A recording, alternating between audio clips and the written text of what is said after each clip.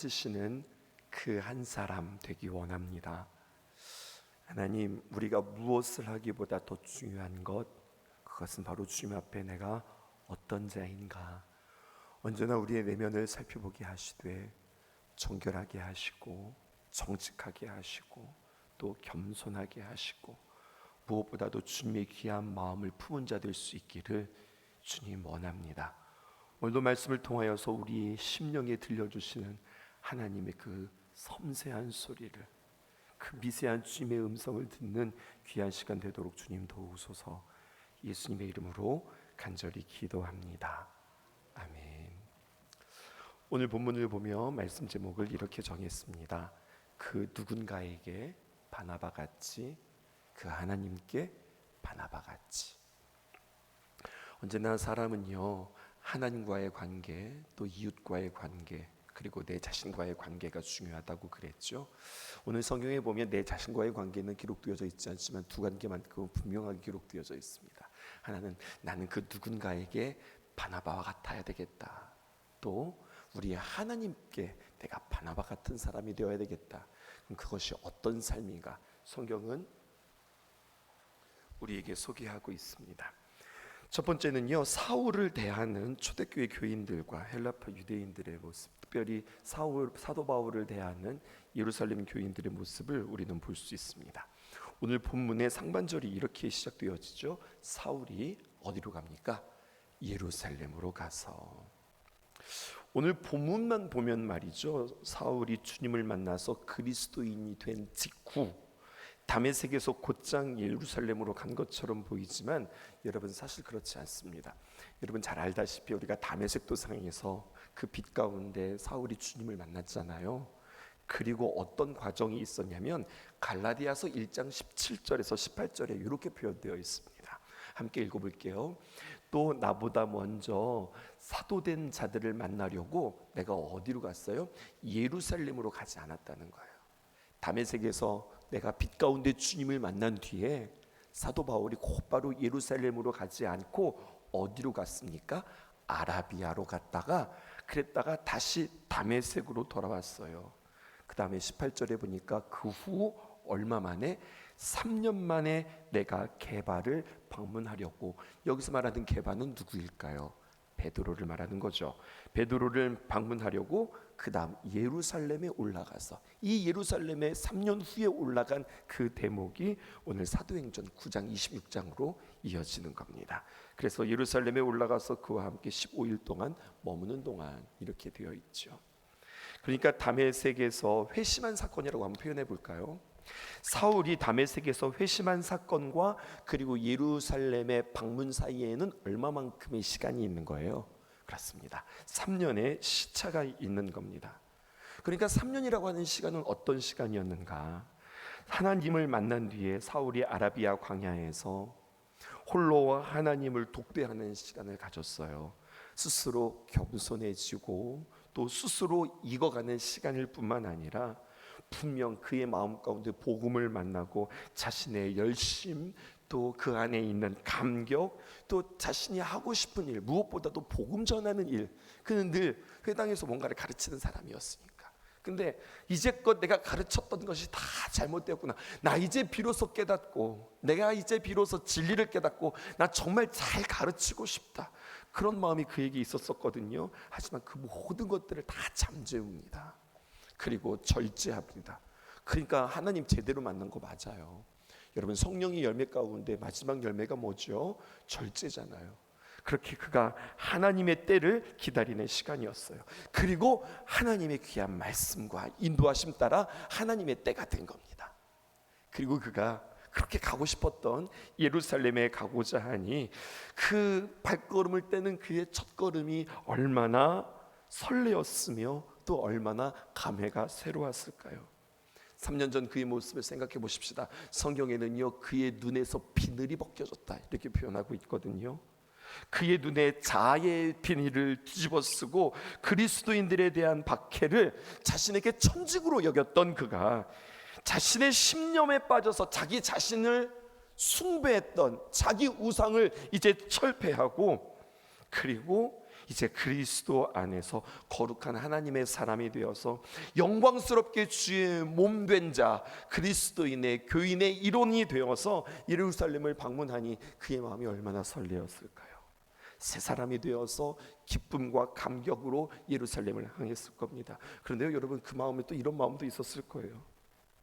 또한 자신의 그 어리석은 세월로 인하여서 자기가 보아도 참 부끄러운 시간들인데 예루살렘 교인들이 나를 거절하면 어떻게 할까?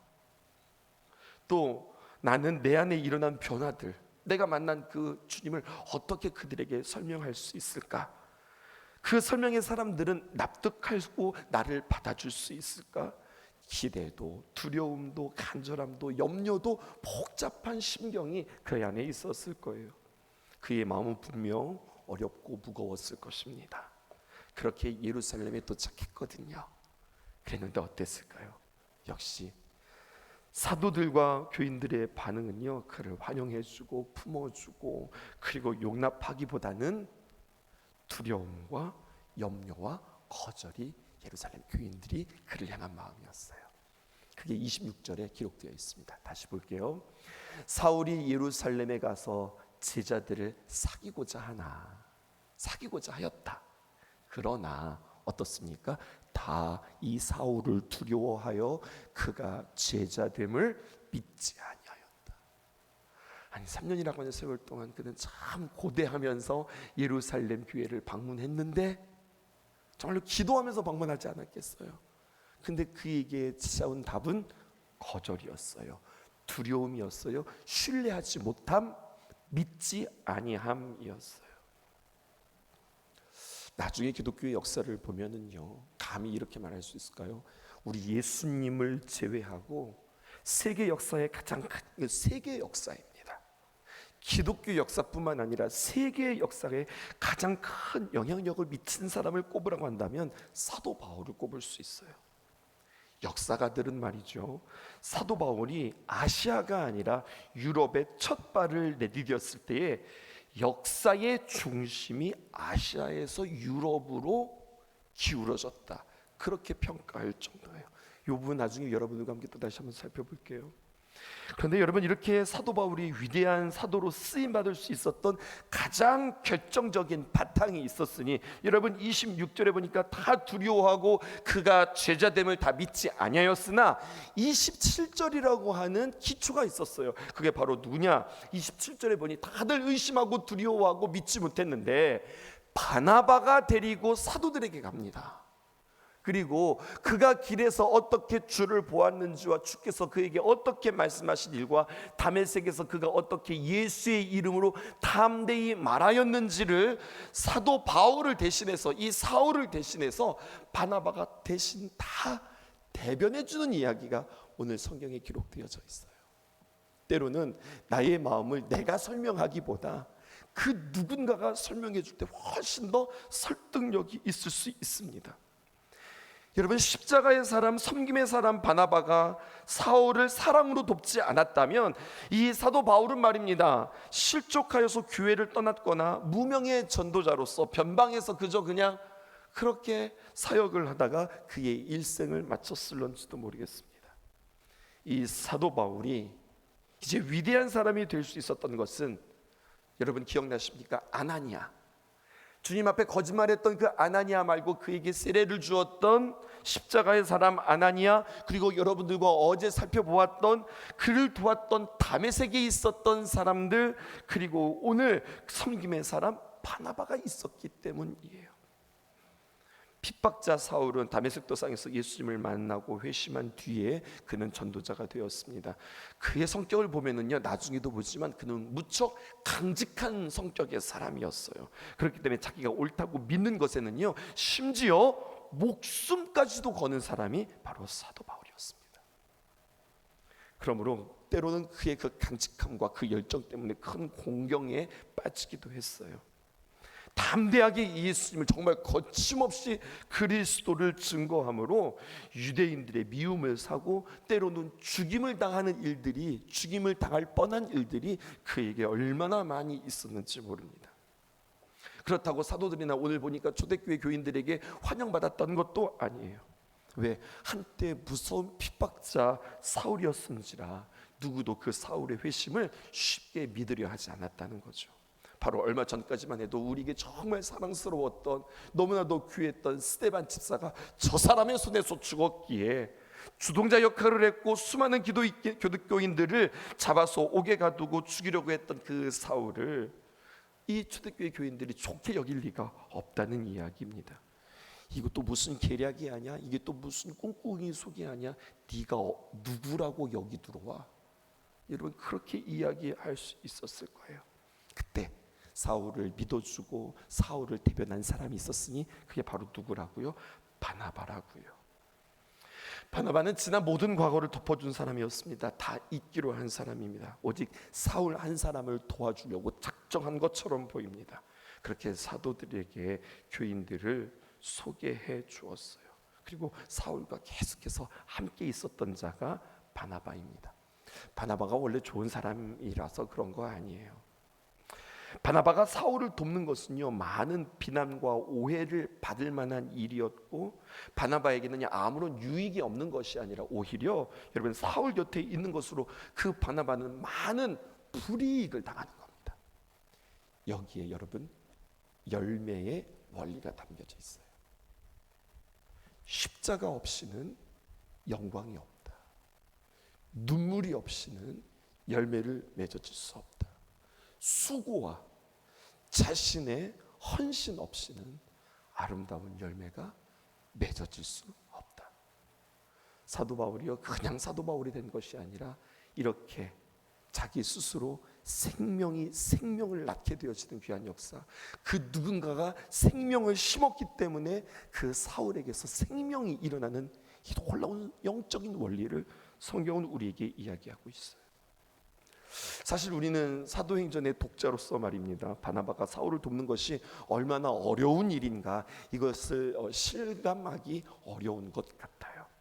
하지만 여러분 잘 한번 생각해 보시자고요. 스데반은 바나바에게는 너무나 귀한 사람이었다고요. 누가요? 죽임당했던 그 스데반 말입니다. 스데반을 돌로 쳐겨 죽였던 주동자였단 말입니다. 그러니까 바나바인들 어떻게 스데반을 잊을 수 있었을까요? 사울 때문에 옥에 끌려가서 말할 수 없는 고통을 당했던, 내 가까이 있었던, 어쩌면 자신에게 일가 친척이 있을지도 모르겠습니다. 그러한 교인들도 많았고요. 사울은 교회 전체의 원수, 공공의 적과도 같은 사람이 바로 사울이었던 거예요. 그런데 그가 바뀌었다고, 변화되었다고, 내가 예수님을 만났다고 우리가 그 속을 다 들여다볼 수도 없고, 그것을 받아들이고 믿는 것 쉬운 일이 아니었단 말입니다. 어떻게 주님께서 사울을 이방인의 사도로 부르셨는지, 그리고 그가 어떻게 복음을 전하는지 제자들에게 자세히 소개하며 사울을 적극적으로 변론해 주기까지 그의 어떤 센스, 그에게 있던 어떤 시선, 그에게 있던 어떤 통찰력뿐만 아니라 한 가지, 오직 한 가지, 바울은 성령의 사람이었기 때문에 그 확신이 있었다는 거죠. 바나바에게는요, 이 성령님이 함께 있었기 때문에 사울을 바울로 볼 수 있는 그 시선이 있었다는 거예요. 바나바를 우리 조금 더 살펴볼까요? 바나바에 대한 성경의 기록들이 기록되어져 있습니다. 쭉 찾아보았더니 제일 먼저 어디에 나오냐면 사도행전 4장 36절에 이렇게 기록되어 있습니다. 구브로에서 난 레위족 사람이 있으니 이름은 요셉이라. 우리는 바나바라고 알고 있는데 이름이 바나바가 아니에요. 그건 별명이에요. 여러분, 그의 이름은 요셉입니다. 근데 사람은요, 그를 요셉이라고 이야기하지 않고 바나바라고 불렀어요. 근데 바나바는 무슨 뜻이냐면 그는 위로의 아들이라. 위로의 아들이라. 여러분, 이렇게 그에게 귀한 이름이 있었던 것을 통하여서 그는 정말로 위로에 탁월한 사람이었습니다. 사도들이 볼 때 이 사람은요, 늘 교회 안에서 위로하고 격려하는 일, 세워주는 일들에 대하여서 아주 탁월한 역할들을 감당했던 사람이에요. 그가 바로 바나바 요셉이었다라는 거죠. 또 하나의 설명이 있어요. 37절에 보니까 이렇게 기록되어 있습니다. 그가 밭이 있음에 팔아 그 값을 가지고 사도들의 발 앞에 두니라. 이 사건으로 인하여서 나중에 아나니아와 삽비라가 그 모습을 흉내내기도 하죠. 근데 여러분, 이 바나바는 어떤 자냐? 자신의 소유, 물질에 매이지 않은 자였습니다. 오늘 성경에 보니까 이렇게 표현할 수도 있는 거잖아요. 그가 밭짓음에 그것을 팔아서 그 값을 가지고 사도들의 손에 들였다, 이렇게 표현해도 좋지만 오늘 성경에 보니까 사도들의 발 앞에 두었다. 여러분, 귀하게 드린 것이 아니라 내팽개쳤다라고 하는 표현처럼 우리에게 들립니다. 이게 성경의 표현입니다.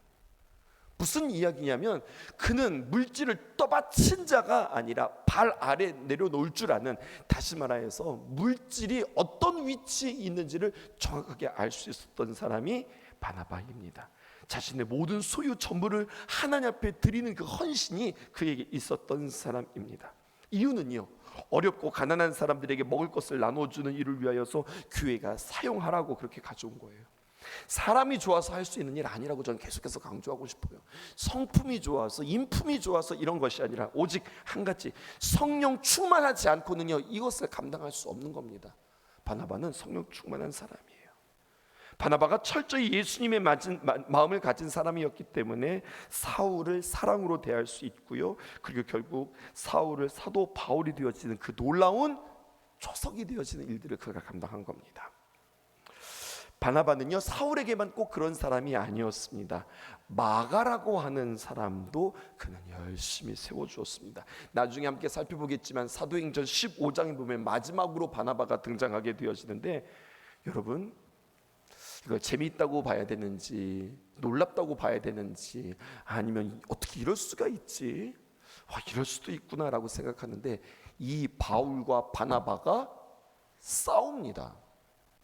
보통 싸우는 게 아니라 심하게 싸웁니다. 위로의 사람, 격려의 사람, 그렇게 아름답게 한 사람을 격려할 수 있는 이 사람이 누구를요? 자기가 세웠던 그 사울과 싸웁니다. 여러분, 사울의 입장에서 보면은요, 자기를 바울로 만들어주고 많은 사람한테 대변해주고 은혜를 입었던 그 바나바와 싸웁니다. 사람의 연약함도 우리가 함께 살펴볼 수 있어요. 이유는 왜 싸웠는가? 이유는 마가 때문에 그랬어요. 정확하게 표현하면 마가 요한이지요. 1차 전도 여행 때에 나중에 살펴볼 이야기입니다. 마가 요한이 여러분 도중 하차했어요. 전도 여행하다가 도중에 못했어요.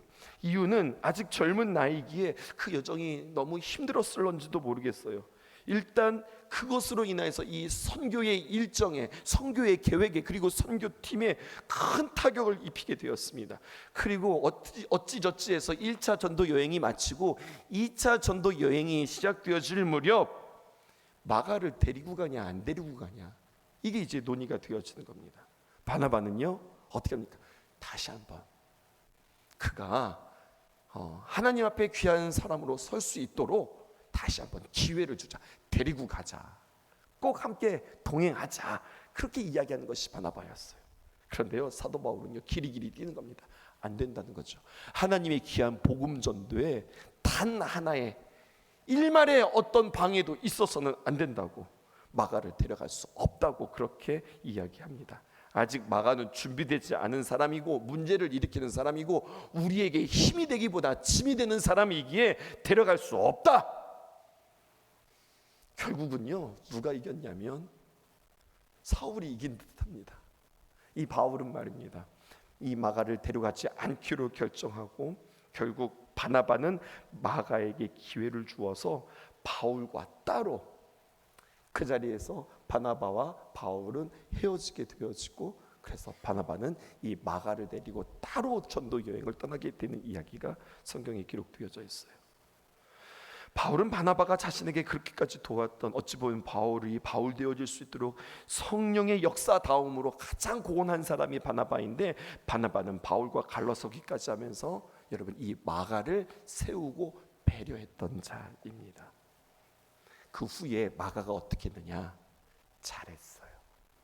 그 사역을 잘 감당했습니다. 그리고 나중에 바울에게도 큰 도움을 주는 자가 마가였습니다. 그래서 이렇게 표현하죠. 그 마가를 좀 데리고 오라. 내가 그때 참 미안했다. 그때 내가 실수했다라고 사울, 이 바울이 이야기하는 내복도 우리는 만나게 되어질 것입니다. 그리고 그 마가가요, 최초의 복음서인 마가복음을 쓸 정도로 큰 일꾼이 되었다고 하는 사실이죠. 그때 만약에 바나바가 마가를 포기했더라면 우리에게 마가복음의 복음서는 잊지 못할 겁니다. 사랑을 심고 믿었더니 기적이 일어났다는 거죠. 이런 사람이 바로 바나바입니다. 그럼 어떻게 그에게는 이렇게 사람을 기다려주고 세워주고 키울 수 있는 그 귀한 그 무엇이 있었는가?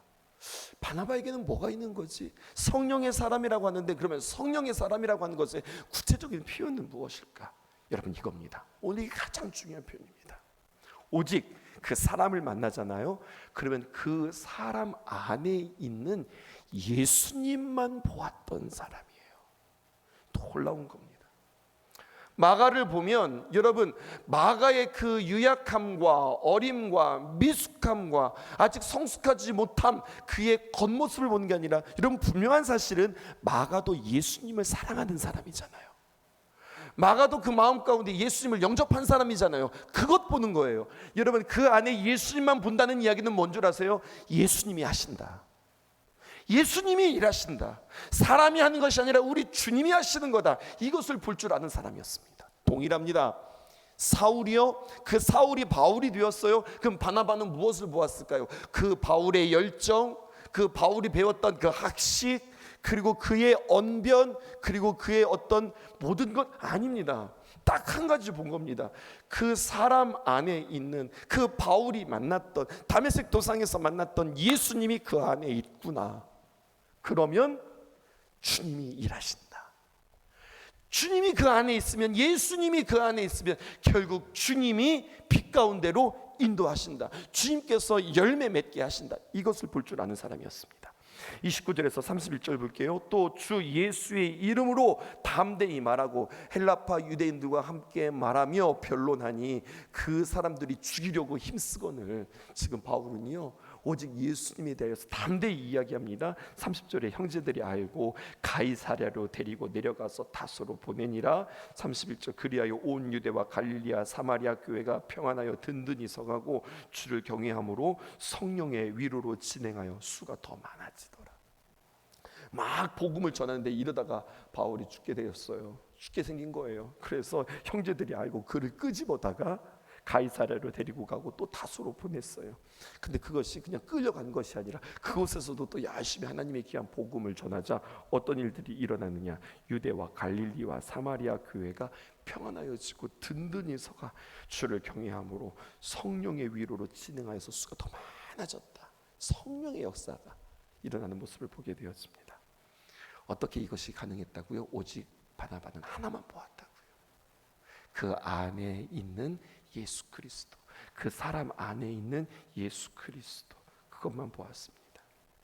사울도 그렇고요, 마가도 그렇고요. 솔직히 말하면 누구나 다 그 당시 교회의 골칫거리들이었습니다. 수많은 인간적인 약점이 있었습니다. 정말로 대조적이지 않아요. 누가 누구를 내쳐요. 바울은 너무 세서 문제예요. 마가는요, 너무 약해서 문제예요. 너무 센 것도 너무 약한 것도 문제입니다. 하지만 충분합니다. 왜? 그 안에 누가 있으니까요? 예수님이 있으니까. 예수님을 영접하면 그를 믿어주었고 오직 사랑으로만 쏟아주었던 거죠. 이게 바로 누구의 마음일까요? 하나님의 마음입니다. 하나님은 무엇을 보실까요? 그러면 여러분, 우리 주님은 우리를 무엇을 보실까요? 나의 인물, 나의 배경, 나의 능력, 나의 자질? 아니요. 우리 하나님도 딱 하나 보십니다. 내 안에 예수님을 영접하고 내 안에 예수님을 나의 주로 고백하면서 살아가는가. 그러면 하나님이 찾는 그 한 사람이 되는 거예요. 그러면 하나님이 찾으시는 그 한 사람이 되는 겁니다. 하나님이 만일 다른 인간적인 조건으로 보신다면 우리 중에 누가 하나님 앞에 설 수 있는 사람이 있을까요? 우리 모두는 다 골치 아픈 골칫덩어리들이고 공사 중인 사람들이니까요. 오직 우리 안에 주님을 영접하고 내 안에 주님이 계신가? 어떻게 하면 내가 주님과 더 가까울 수 있을까? 내가 우리 주님을 정말로 주님으로 고백하면서 오늘도 살아갈 수 있을까? 이것에 힘쓸 수 있기를 바라고, 우리의 삶의 기적, 우리의 가정의 기적, 우리 교회의 기적, 우리의 삶의 터전에서의 기적은 무엇을 통하여서 이루어지는가? 십자가를 통하여서 이루어진다. 더 구체적으로 십자가를 통하여서 자꾸 나의 생각을 십자가에 못 박고 나의 시선은 그 안에 있는 예수님만 바라볼 수 있기를 주님의 이름으로 축복합니다. 오늘 기도 제목 세 가지 여러분들과 함께 나눌게요. 그러므로 첫 번째, 내가 거절하고 물리쳤던 그 누군가가 하나님의 보석일 수 있음을 알게 하소서. 사도 바울이 나중에 그런 귀한 일들을 감당할 거라고는 초대교회 교인들은, 예루살렘 교회 교인들은 전혀 모르지 않았을까요? 여러분, 그래서 중요해요. 내가 거절하고 물리쳤던, 내 나름대로 판단했던 그가 하나님의, 무조건 다 보석은 아니에요. 그런데 보석일 수 있다.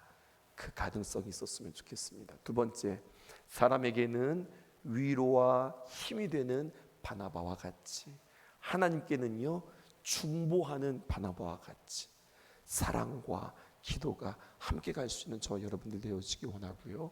마지막, 누군가의 겉모습이 아니라 그 안에 있는 예수님만 보면서 사랑할 수 있는 능력을 내게 부어주소서.